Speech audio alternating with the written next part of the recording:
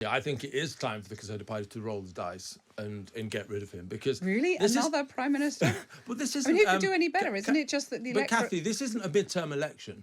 We are at the fag end of the Parliament, and by now you would expect a beginning of signs of recovery. He's been Prime Minister for 18 months. He's been focused on those famous 5 pledges. And yet, if you look at, for example, the swing in Blackpool South, if anything, it's getting worse. So joining me to dissect the political scene so far, in a moment we'll speak to Tim Montgomerie, political commentator and founder of Conservative Home. But first, let's get the latest from Times Radio senior political correspondent Patrick Maguire. Patrick, your latest analysis. I know you've been sitting here unearthing every single result. What's your latest thoughts? It's just the scale of the devastation that's been wrought upon the Conservative Party. Just looking at the odd bits and pieces that filter out over the course of the day. For instance, there are no Conservative MPs left in Cheltenham Spa, one of the jewels in the crown of Middle England. The Tories have been reduced to 7 councils in the south east of England.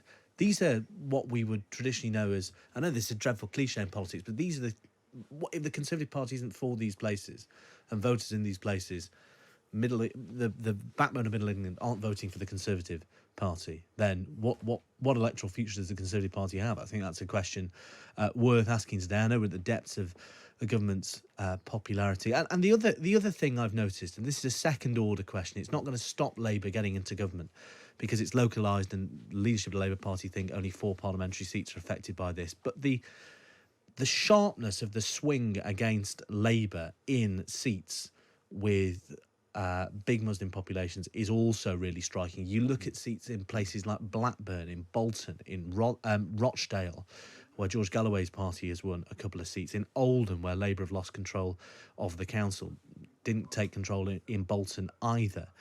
But those are seats with safe Labour majorities, aren't they? So come general election... Well, come general election, look, it'll be difficult for the Labour Party, but it's more a problem that's being stored up for Labour's time in government. And it shows also that Labour aren't immune to challenges from their left. You've seen the Greens do very well as well. So that it's a second-order consideration. It tells us the direction the left is going in. Yeah. And it may be similar to the direction the right has already gone in, which is to say you have a more radical challenger to your outermost flank and ready to pounce on any perceived betrayal. Patrick, thanks very much for now. Let's turn to Tim Montgomerie, then, political commentator and founder of Conservative Home. A bad night for the Conservatives or cataclysmic? Catastrophic, certainly. And even the result that has supposedly been the one saving grace for the Conservative Party, the Tees Valley mayoralty, that was a victory won despite the fact there wasn't a Reform candidate running in that race.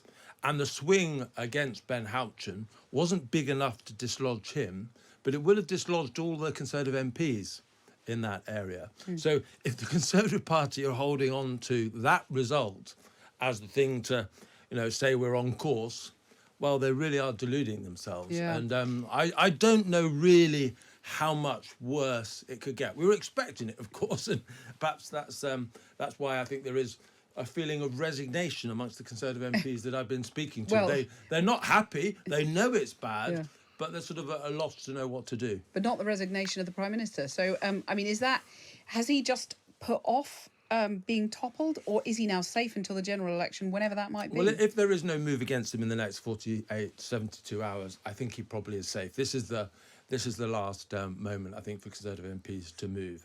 And I think I'm a minority. I think it is time for the Conservative Party to roll the dice and get rid of him because really another Prime Minister.